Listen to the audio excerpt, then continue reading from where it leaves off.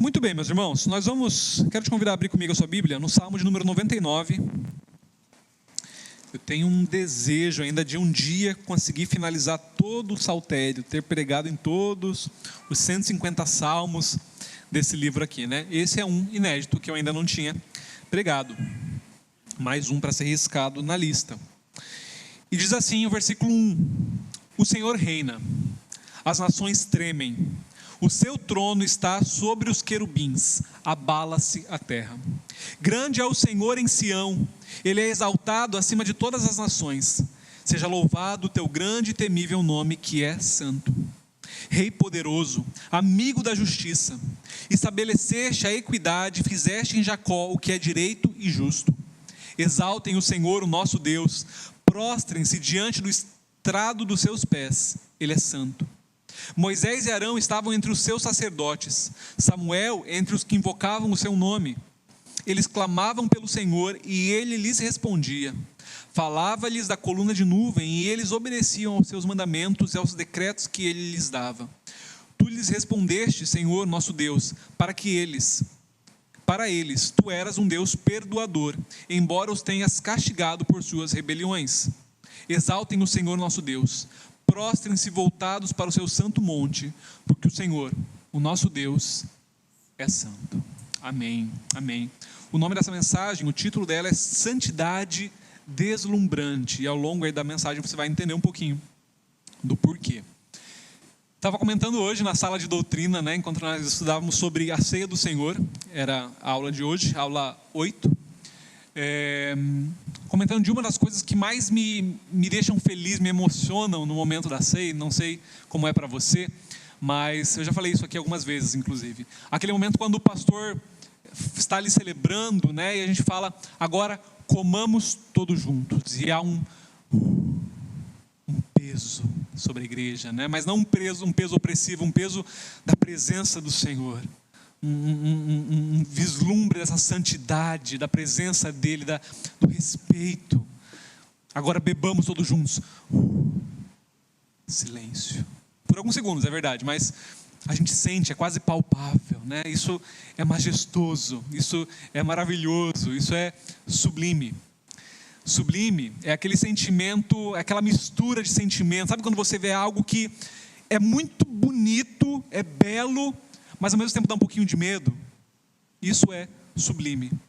É quando você vê um mar revolto, é lindo, aquela imensidão de água para tudo que é lado, e aquela coisa, mas ao mesmo tempo você se sente pequeno, né? Esse sentimento que bate na gente é sublime. E junto com ele vem assombro, que geralmente a gente associa com medo, associa com algo ruim, mas não necessariamente é.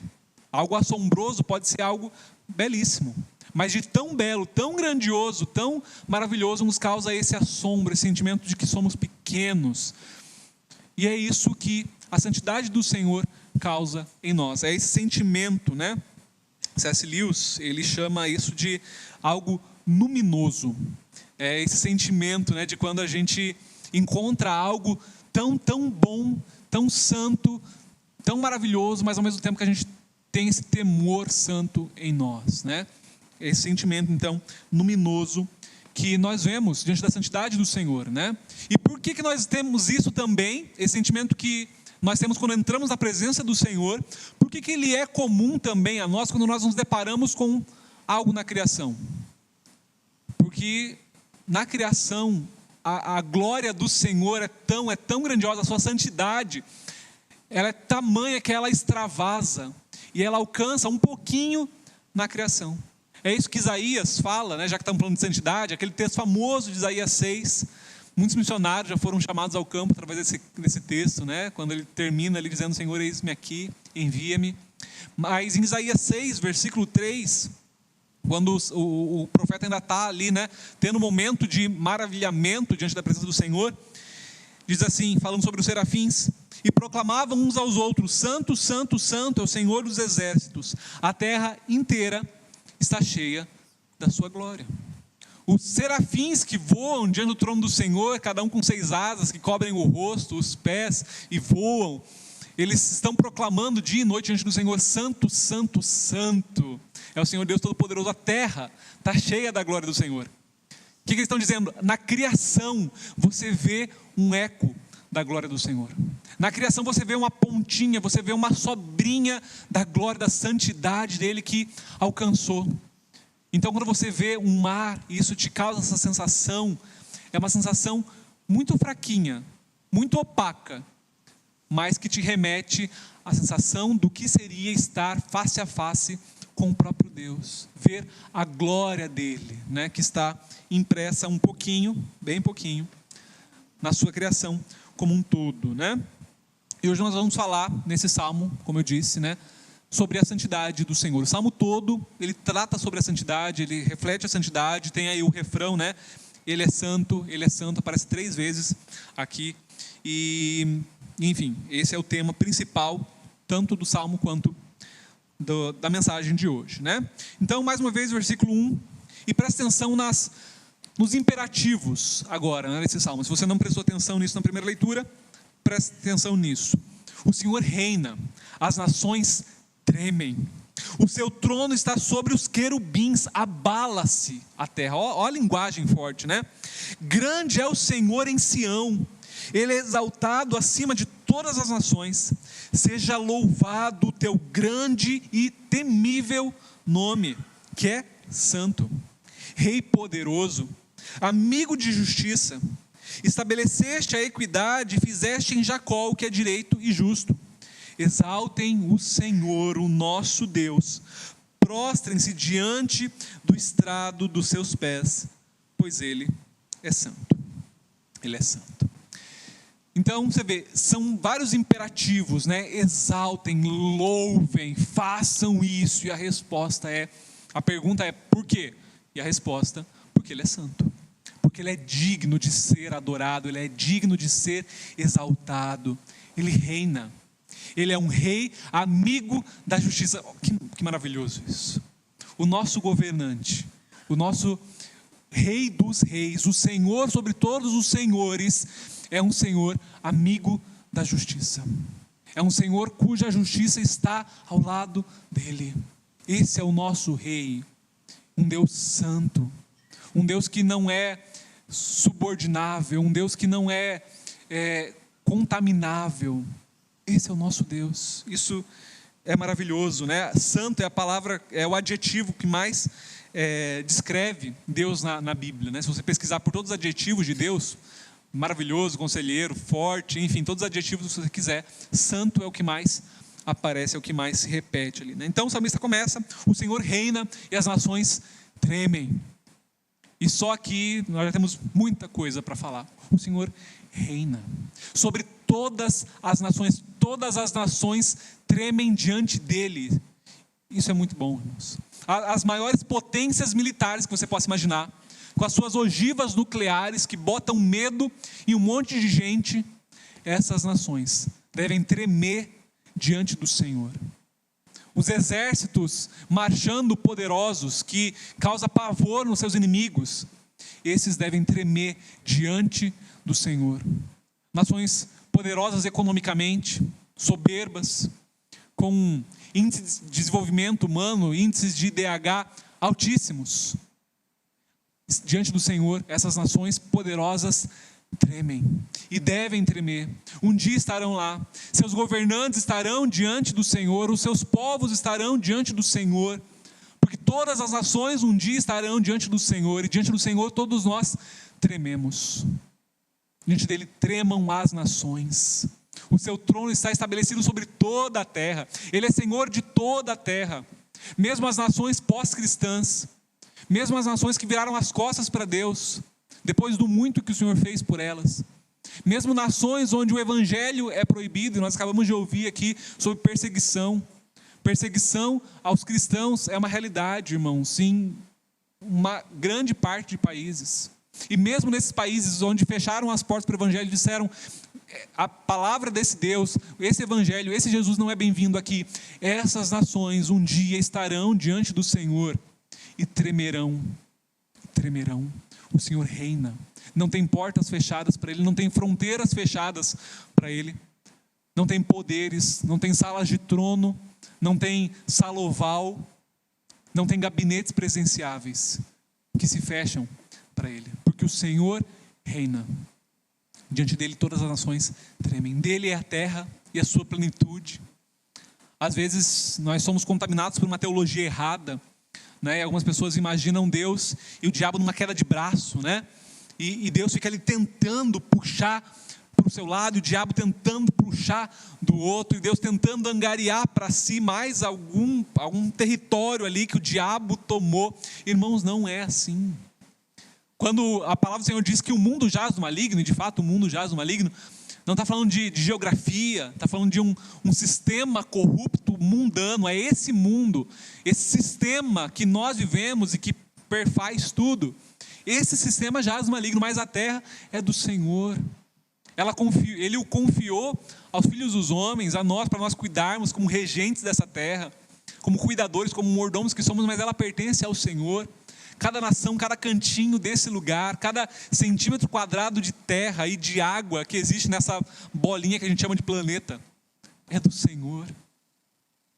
E para Ele, essa terra toda pode ser só o estrado dos seus pés, tamanho ao seu poder. O Senhor reina em santidade, reina em equidade, em justiça. Isso é maravilhoso. Isso é bom demais, sabe? Isso traz alívio aos nossos corações por vezes desconfiados. Isso nos traz alívio, nós podemos descansar nesse Deus, porque Ele é bom, Ele é justo. Quando a gente fala em santidade, às vezes a gente pensa só em ser certinho, né? Santo, a gente pensa nisso, fulano é santinho. A gente pensa, é uma pessoa que faz tudo certinho, né? Comportadinho, ele anda na linha, Isso também é, ser santo também é fazer o que é correto. Mas isso é só consequência. A gente aprende na classe de doutrina, e você, se passou por um discipulado um dia, você sabe disso. Ser santo é ser o quê? Separado. Santo significa separado. A nossa santidade alcançou a nossa ética pessoal e nós andamos na linha porque um dia nós fomos separados para Deus.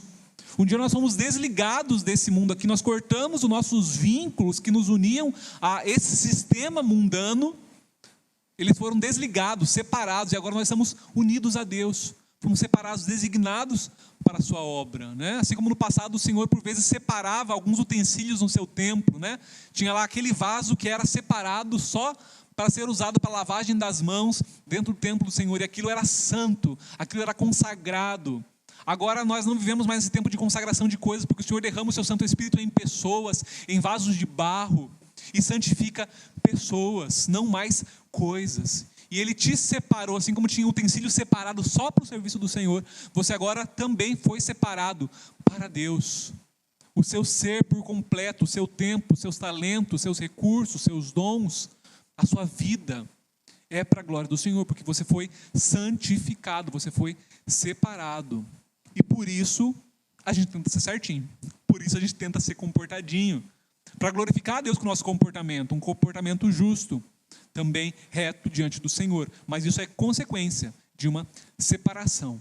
Então nós estamos buscando essa santidade, mas o Senhor também é santo. E daí você se pergunta, mas como é que Deus é santo, né? Separado de quê, afinal de contas? Nós um dia estivemos ligados ao pecado, Deus nunca esteve. Deus é separado agora da criação pecadora. Deus é diferente. Deus está muito além de nós. Ele é incontaminável pela sua criação, incomparável à sua criação. É porque o Senhor reina nesse trono de santidade, de justiça, que Ele está acima de tudo mais, totalmente santo. E por que eu digo isso? Porque nós vivemos tempos onde muitas vezes o ser humano, nós, esse ser tão pequeno, tão frágil, tão pecador, com um senso de justiça tão errado, tão contaminado, a gente tenta ditar se Deus está certo ou não. E por outro lado, nós temos às vezes cristãos tentando se colocar na função de advogado de Deus, tentando justificar Deus. Às vezes é tentador para a gente, né? Tentar justificar uma ação de Deus. E, irmãos, deixa eu te falar uma coisa para você. Deus é o próprio padrão de tudo no mundo. Não existe a menor possibilidade de Deus ser injusto. Algumas pessoas às vezes levantam essa questão, não, Deus está sendo injusto se ele fizer isso. Não tem como Deus ser injusto, porque Deus é o próprio padrão de justiça. Ele é a régua com aquilo que nós definimos o que é justo ou não. Se Deus está fazendo, é justo. Não tem como Deus ser mau, porque ele é o próprio padrão de bondade. E tudo aquilo que é bom passa por ele. Todo dom perfeito vem do alto, do Pai das luzes. Ele é bom, ele é a própria bondade. Então, quando o meu critério do que é justo é diferente de Deus, não é ele que deve satisfação, sou eu. Não é ele que tem que mudar, sou eu. Ele é a régua, ele é aquilo com que nós definimos o que é certo e errado, justo ou injusto, bom ou mal. É ele, porque ele é santo, incontaminável. Ele é tudo isso. Deus é o próprio padrão. Ele é aquele que é isso tudo, né? Ele é Pai. Jesus nos ensina a chamar de Pai. Mas ele é o Pai nosso. Nós podemos nos aproximar dele, mas é o Pai nosso que está onde? No céu. É nosso Pai.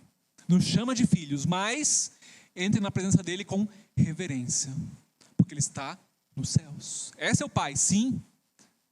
Em uma frase de oração o Senhor nos ensina intimidade com Deus e reverência. Sem nem precisar falar essas duas palavras. Só Jesus faz isso, né? É um convite para entrar em intimidade e chamá-lo Pai. Mas lembrando, ele é o seu Pai que está nos céus. Incontaminável, santo, glorioso, majestoso. Esse é o nosso Deus. E todo personagem bíblico, de vários personagens bíblicos e vários momentos que nós temos de personagens que se encontram com Deus, eles têm esse sentimento que eu comecei falando, esse sentimento do luminoso, do deslumbramento, do assombroso, do sublime. Vários personagens. Isaías, por exemplo, citei aqui, né, o seu encontro com Deus em Isaías capítulo 6, um dos textos mais famosos, inclusive para falar sobre santidade. Nós temos os serafins falando isso, santo, santo, santo é o Senhor dos exércitos. Eu já falei isso aqui, porque essa repetição 3 vezes, né? No hebraico nós não temos o superlativo. Superlativo é quando você, é aquele recurso no português, quando você quer exagerar. Então eu quero dizer que algo é muito, muito, muito lindo. O superlativo disso é que ele é lindíssimo, né? No hebraico nós não temos o superlativo. Então para você passar essa ideia de grandeza, você tem que repetir. Então Deus não é só santo, ele é santo, santo, santo. Ele é muito santo. Ele é o padrão de santidade. Ele é aquilo que há de mais santo é o nosso Deus. Então Isaías entra ali na sala do trono e ele vê aquela imagem, né, do trono dos serafins declarando a santidade de Deus. E ele tem esse vislumbre da glória do Senhor em uma visão. E qual que é a reação de Isaías? Isaías que era um profeta, ele não era uma pessoa mundana, ele não era um pecador que estava no mundo entregue ao pecado. Ele era um servo de Deus, um profeta, que tinha uma boca separada para pregar de Yahvé. E o que ele fala? Ai de quem? Ai de mim, porque eu vou perecer. Ai de mim, porque eu tenho um lábio impuro. Porque eu habito no meio de um povo de impuros lábios, os meus olhos viram o rei. Eu sou impuro, eu sou errado, a minha boca é suja. É isso que ele quer dizer com lábio impuro. É uma boca suja, a minha boca é falha. Diante do Senhor nós reconhecemos o quão falho eu sou. Diante do Senhor eu vejo o Senhor e eu vejo a mim mesmo. Diante da luz da sua santidade eu vejo a imundície que há em mim. E Isaías, quando vê a imundície que há nele, na sua boca e na boca do seu povo, do povo de Deus, ele fala, a gente vai morrer, eu vou perecer, eu vou me desfazer, eu sinto a carne desgrudando dos meus ossos, eu sinto que eu vou me esfarelar aqui, eu vou ser consumido por essa glória. Olha que sentimento poderoso, por ter visto um vislumbre de uma visão do trono de Deus.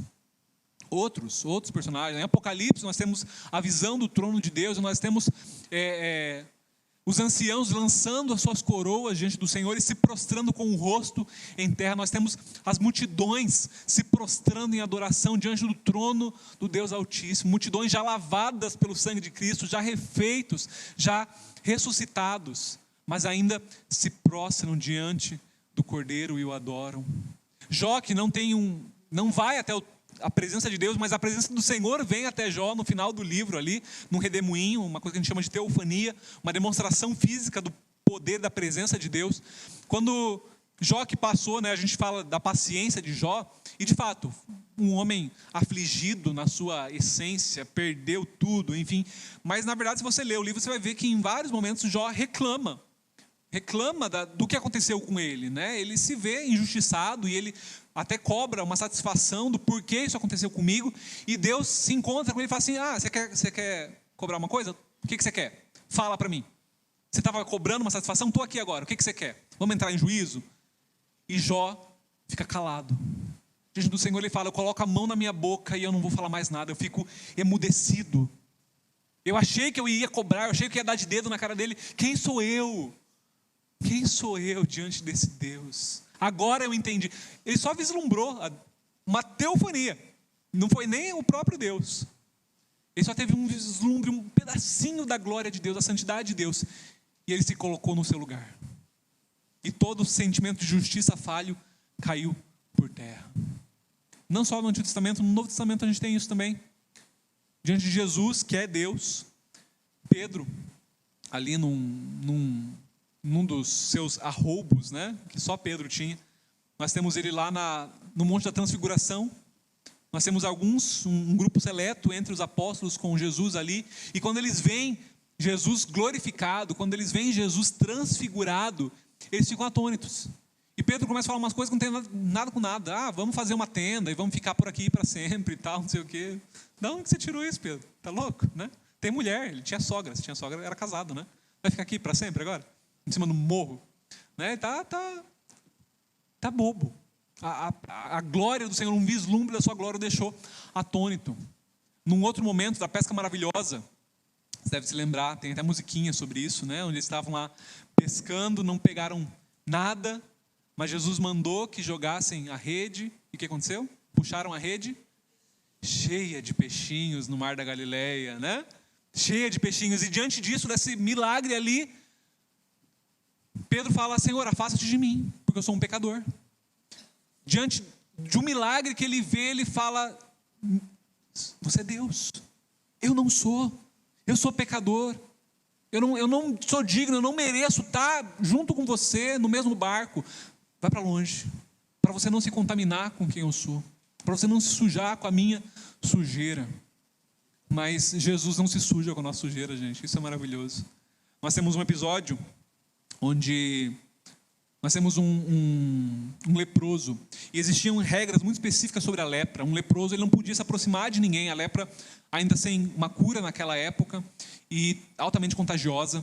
Então toda vez que alguém era um leproso, aquele que tinha lepra, ele deveria avisar, ele deveria se afastar da cidade, morar no Vale dos Leprosos, e toda vez que ele chegasse, alguém chegasse perto dele, ele deveria avisar: olha, não chega perto porque eu sou leproso, não se aproxima de mim, porque senão você vai se contaminar. Ele era obrigado por lei a fazer isso, a manter essa distância, essa quarentena ali. E se alguém chegava perto de um leproso, essa pessoa era cerimonialmente contaminada. Se alguém chegasse perto de um leproso, essa pessoa agora deveria também ser considerada contaminada. Jesus, um dia, encontra-se com um leproso, e Jesus abraça o leproso para curá-lo. Diante da lei, quando uma pessoa abraça um leproso, essa pessoa agora está contaminada. Diante da graça e da santidade do Senhor, quando Jesus abraça um leproso, o leproso sai limpo. Diz o texto que aquele leproso ficou com a sua pele como de uma criança de novo, totalmente curada, restaurada, porque o Senhor inverte a ordem natural das coisas. A santidade do Senhor é tão grande e tão incomparável e incontaminável, que Ele vai além. Além de Ele não se sujar, Ele ainda purifica o que estava contaminado. Só Jesus faz isso, só o Senhor pode fazer isso, Muito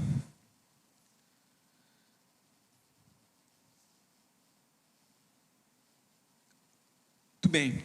O próximo ponto aqui é a continuação e o final do Salmo, né? A gente leu do 1 ao 5, agora do 6 ao 9. Diz assim: Moisés e Arão estavam entre os seus sacerdotes, Samuel entre os que invocavam o seu nome. Eles clamavam pelo Senhor e ele lhes respondia. Falava-lhes da coluna de nuvem e eles obedeciam aos seus mandamentos e aos seus decretos que ele lhes dava. Tu lhes respondeste, Senhor nosso Deus. Para eles tu eras um Deus perdoador. Guarda essa palavra. Embora os tenhas castigado por suas rebeliões. Exaltem o Senhor nosso Deus. Prostrem-se voltados para o seu santo monte, porque o Senhor, o nosso Deus, é santo. Então eu comecei falando, né, de que é possível, e é totalmente possível, ver a glória de Deus na criação. É o que a teologia chama de revelação natural. Você olha para a criação e você tem um vislumbre de quão magnífico é isso e de que isso só pode ter vindo das mãos de um Deus todo-poderoso. Isso só pode ser obra, isso não pode ser obra do acaso. Isso tem uma explicação espiritual e é o que Deus é maravilhoso. E por isso a sua criação é maravilhosa também. Então a criação é Deus nos chacoalhando de leve, né? Pegando pelo colarinho e fala: ei, eu estou aqui. Olha para cima. Para que ficar se contentando só com uma demonstração opaca e rasa da minha glória, quando você pode ver tudo? Quando você pode entrar na minha presença e você pode ter essa intimidade em temor que o Senhor nos ensina a ter. Para que ficar no raso? Você pode ir profundo. Para que ficar no pátio do templo quando você pode entrar agora no santo lugar? Mas a pergunta que fica então, diante disso tudo que eu falei até aqui, né, e desse espanto, e desse poder, e desse sentimento do ai de mim, que por vezes nos bate, como é que eu posso entrar na presença do Senhor? E a resposta está aqui, no final do Salmo. Já estava aqui o tempo todo, né? O texto fala dos anjos. O Salmo 99 começa falando sobre os querubins, né? O Senhor está assentado entre os querubins, acima dos querubins, na verdade, até. E sempre que nós vemos a santidade do Senhor, nós temos essas figuras angelicais. Seja querubins, como é citado aqui, seja serafins, como é citado lá em Isaías. E eu sei que às vezes a gente fica tentado a querer, né, estudar um pouquinho mais da angelologia, dessa classificação ali das castas e de tudo mais. E tem um monte de gente que se diz doutor nessas coisas aí, mas o fato é que a gente tem muito pouca informação na Bíblia sobre isso. É muito difícil a gente estabelecer algum critério de hierarquia e de coisas assim. A gente não tem tanto. O que nós temos é que esses seres, né, os anjos ali, independente da sua classificação, são seres puros, incontaminados com o pecado, porque aqueles que se contaminaram se tornaram demônios, mas seres então puros, a serviço de Deus, e por estarem a serviço de Deus, a serviço do seu povo também. E nós vemos muito a figura deles associado à santidade de Deus, como se fossem guardas, né, que estão ali protegendo a santidade da própria presença do Senhor. Os serafins que voam ao redor do trono e declaram isso, é um grande exemplo disso. Mas não só isso, nós temos, por exemplo, lá no Éden, quando o pecado entra no mundo, o que acontece em seguida? O Senhor dá sentença ao homem, à mulher, à serpente, os expulsa do jardim e faz o quê? Coloca 2 querubins, portando espadas flamejantes na porta, dizendo: agora vocês não entram mais. O Éden, o jardim, era o lugar da presença, da santidade do Senhor, era símbolo da santidade, da pureza, de algo incontaminado. Só que nós pecamos, nós comemos o fruto do conhecimento do bem e do mal, e agora nós não estamos mais aptos para entrar nesse lugar de santidade. E agora tem querubins ali guardando essa porta para qualquer pecador que tenta entrar nesse lugar de comunhão com Deus ser fulminado. Uma espada flamejante, irmão, não é para fazer um carinho no seu rosto e falar: por favor, dá meia volta. Não, é para fulminar, é para matar. É para isso que estão lá. Porque a presença do Senhor, a santidade dele fulmina a todo pecador que se aproxima. Então, nós vemos isso no Monte Sinai, quando o Senhor vai dar as tábuas da lei para Moisés, e Deus é muito claro em dizer: olha, coloca aí uma cerca de proteção, só Moisés sobe, se alguém tocar no monte, morre. Pode ser homem, mulher, criança, bicho, o que for. Porque aquele monte estava tomado da presença do Senhor, da presença santa do Senhor. E se encostar, vai morrer. Vocês não estão preparados para isso. O nosso pecado faz a separação entre nós e Deus. E os anjos aqui a serviço do Senhor são um símbolo disso, né? No Éden, no Salmo 99, em Isaías 6, e em um objeto muito especial também. Você deve se lembrar da Arca da Aliança. A gente falou inclusive de manhã aqui de relance sobre ela, né? A Arca da Aliança, que era portadora da lei de Deus. A lei que tinha lá uma série de restrições, dizendo façam isto ou não façam aquilo. Uma forma ainda muito precária, mas era o que tinha nesse tempo, de tentar uma aproximação entre o homem e Deus. Uma letra que chocava contra nós mesmos. E como diz a própria palavra do Senhor, uma letra que matava. Quando a Bíblia fala que a letra mata, não está falando da Bíblia, né? Não está falando, tem gente que usa a preguiça para estudar a Bíblia e usa esse versículo, né? Eu falo, mas como é que você descobriu que a letra mata? Foi lendo? Através da letra? É isso? Não faz sentido, né? Quando a Bíblia fala que a letra mata, está falando da lei. Porque a lei nos mata. E isso é até bom em algum sentido. Esse matar aqui. Em um sentido é muito ruim, né? Porque ela estabelece o quão pecadores nós somos e que nós somos dignos da morte. Mas ela também mata quem nós somos. Ela também mata o nosso ego. Ela também mata o nosso desejo de ser engrandecido, porque eu olho para isso e falo, eu não consigo cumprir essas coisas aqui, eu sou imperfeito, eu sou falho. E ela me mata um pouquinho. Ela destrói um pouquinho esse desejo que eu tenho de ser envaidecido, engrandecido. A letra da lei também mata, e isso é bom. Nesse lado é bom. Mas dentro da Arca da Aliança, então, tinha a lei. Essa lei que fazia tudo isso, que me falava que eu era indigno, que me mostrava que eu não consigo. Porque a lei era isso, era esse reflexo, era para olhar para mim mesmo e falar, Daniel, você não presta. Você não consegue cumprir nem esses 10. Quem dirá todos os outros que estão aqui, todos os outros mandamentos que temos no Pentateuco, eu não consigo.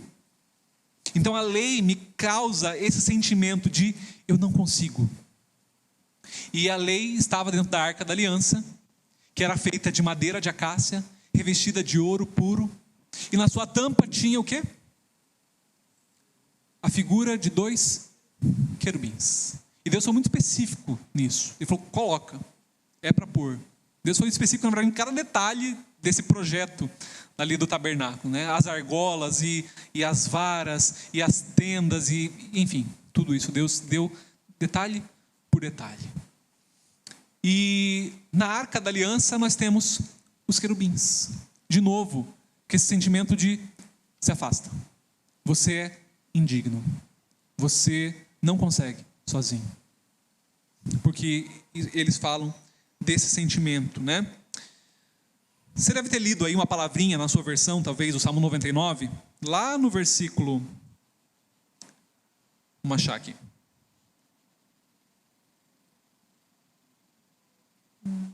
Escabelo dos vossos pés. É que na minha versão não diz isso. Na versão de alguém aí diz isso? Escabelo? Qual versão você usa, Ione?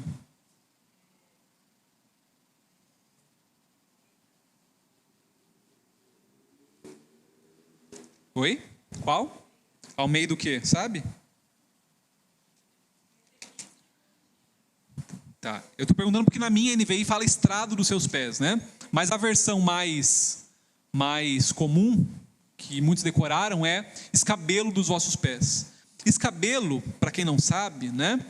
É aquele móvelzinho, aquele banquinho que muitas vezes tem na frente da sua poltrona, né? Não tem se você tem uma poltrona, tipo poltrona do papai, assim em casa, né? Aquela poltrona grandona e tal. Muitas delas vêm acompanhadas de um banquinho para você apoiar o seu pé, né? Para você poder se apoiar e relaxar ali, a função relax.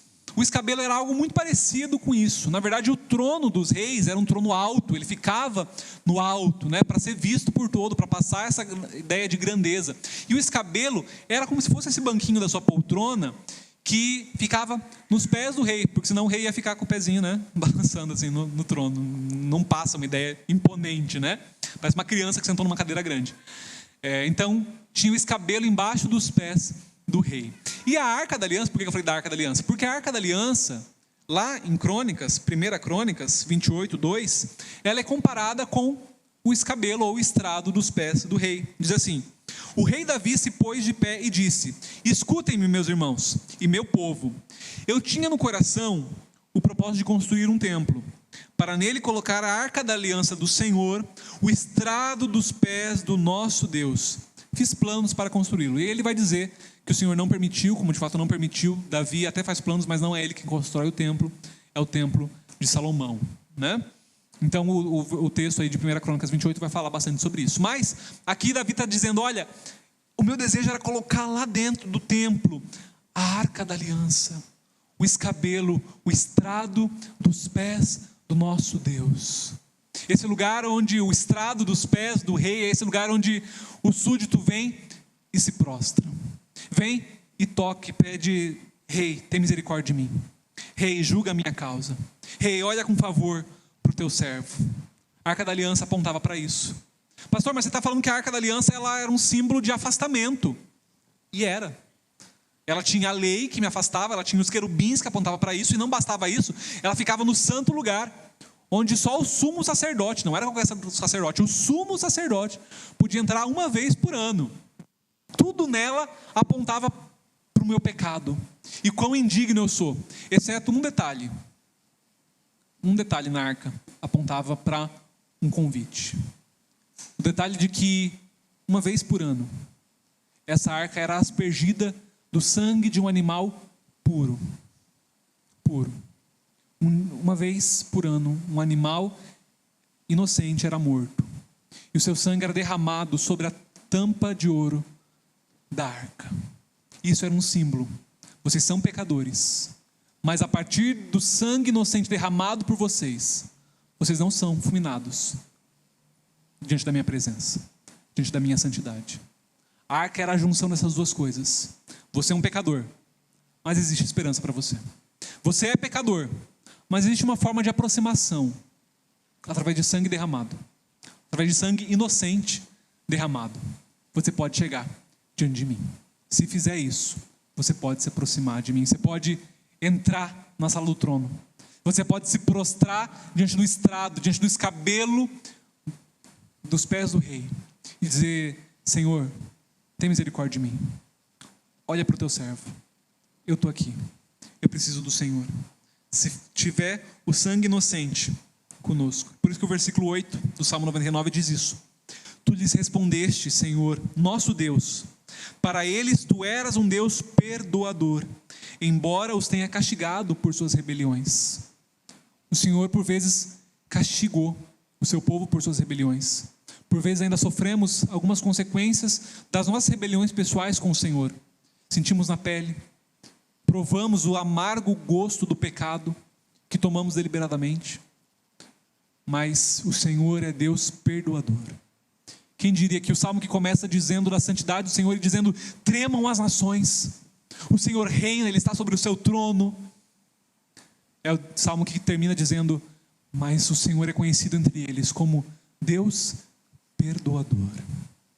O Rei Santo, majestoso, sim, sublime, mas que diante do sangue inocente derramado, permite que até pecadores, lavados no sangue, entrem e se prostrem diante dele e falem: Rei, eu estou aqui, seu súdito, seu servo, tem misericórdia de mim, julga a minha causa, olha para quem eu sou. E é por isso, por causa do sangue inocente derramado, não o sangue de um animal, como era na antiga aliança, o sangue do Filho unigênito do próprio Deus, porque esse sangue foi vertido. Agora você, apesar de quem você é, apesar de quem eu sou, também somos convidados a entrar na sala do trono. E agora não mais precisamos ter medo de sermos fulminados. Não mais. Se antes a mensagem de Deus lá no Sinai era: se afasta do monte, não chega perto, senão você vai morrer. Agora a mensagem de Deus é: vem, sobe o monte e você vai encontrar vida. É maravilhoso isso. Hebreus 12, 18 diz assim: vocês não chegaram ao monte que se podia tocar, falando do Sinai, e que estava em chamas, nem as trevas, a escuridão e a tempestade, ao soar da trombeta e ao som de palavras tais, que os ouvintes rogaram que nada mais lhe fosse dito, pois não podiam suportar o que lhe estava sendo ordenado. Até um animal, se tocar no monte, deve ser apedrejado. O espetáculo era tão terrível, que até Moisés disse: estou apavorado e trêmulo. Mas, sempre tem um mas, vocês chegaram ao monte Sião, a Jerusalém celestial, a cidade do Deus vivo. Chegaram aos milhares de anjos em alegre reunião, a igreja dos primogênitos, cujos nomes estão escritos nos céus. Vocês chegaram a Deus, juiz de todos os homens, aos espíritos dos justos aperfeiçoados, a Jesus, mediador de uma nova aliança. Que Hebreus está dizendo: vocês não chegaram no Sinai, vocês não precisam chegar diante de Deus com esse pavor. E temor é diferente de pavor, de medo. Temor é reverência, é respeito. Com temor sim, mas sem pavor. O pavor ficou para trás, a letra que matava ficou para trás. Vocês não precisam se aproximar do Sinai em chamas, em gritos, como Moisés que tremia. Não, eu tenho um outro monte para chamar vocês: Sião, a nova Jerusalém. E nesse vocês podem subir, para esse vocês podem vir, se tiver um mediador, se houver o sangue de Cristo derramado sobre vocês. Se tiver, vem sem medo, vem sem medo. Todo mundo, irmãos, você querendo ou não, gostando ou não, você que está aqui, não sei se você um dia já tomou essa decisão ao lado do Senhor, se você entregou-se a Ele. E fato é que, não importa se você acredita até nisso ou não, você vai estar diante do Senhor, na sala do trono. Você estará lá, nesse lugar que fez Isaías tremer. Você vai estar lá, você vai contemplar. Esse lugar onde reis poderosos, onde nações tremerão, você estará lá. E a pergunta é: como é que você quer estar lá? Não é se, é como. Você pode estar lá sozinho, abandonado, sem ninguém para te defender diante dele. E aí, mesmo com todo o seu senso de justiça, como o Jó tinha o dele, achando que estava certo, achando que ele podia pleitear com Deus, a sua única opção vai ser ficar calado diante da presença dele, tremendo, morrendo de medo, esperando a sua condenação. Ou você pode estar lá, coberto pelo sangue de Cristo, mediador, advogado fiel, sustentador, intercessor dos seus, que nos chama de amigos, que nos chama de irmãos.